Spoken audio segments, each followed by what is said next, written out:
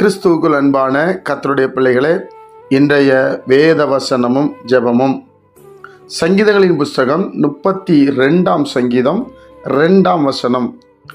எவனுடைய அக்கிரமத்தை கர்த்தர் எண்ணாதிருக்கிறாரோ, எவனுடைய ஆவியில் கபடமில்லாதிருக்கிறதோ அவன் வாய்க்கவான்.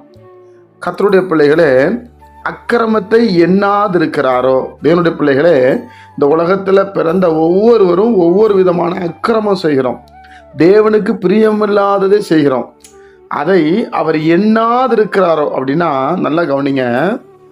நாம தேவனிடத்துல எந்த அளவு அன்பு கூர்ந்து அவருடைய சித்தத்தை செய்தா அவர் எண்ணாம இருப்பாரு. அவர் எண்ணாம இருக்கணும்னா அவரை நம்ம சந்தோஷப்படுத்திக்கிட்டே இருக்கணுமா வேண்டாமா? அப்போ தேவனுடைய பிள்ளைகளாகிய நாம கர்த்தரை சந்தோஷப்படுத்தணும்னு சொன்னால், நம்ம அக்கிரமம் மன்னிக்கப்படணும், நம்ம அக்கிரமம் எண்ணாது இருக்கணும்னு சொன்னால் நாம் அவரை சந்தோஷப்படுத்தணும். அவரை சந்தோஷப்படுத்துகிற 3 காரியங்கள்: ஒன்று நல்லா துதிக்கிறது, இன்னொன்று நல்லா வேத வசனத்தின்படி நடக்கிறது, இன்னொன்று ஜெபம் பண்ணுறது. இந்த 3 தான் தேவனை சந்தோஷப்படுத்துகிற ஒரு காரியம்.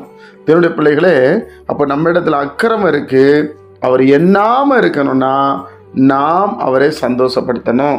2வது, ஆவியில கபடம் இல்லாதிருக்கிறவதோ.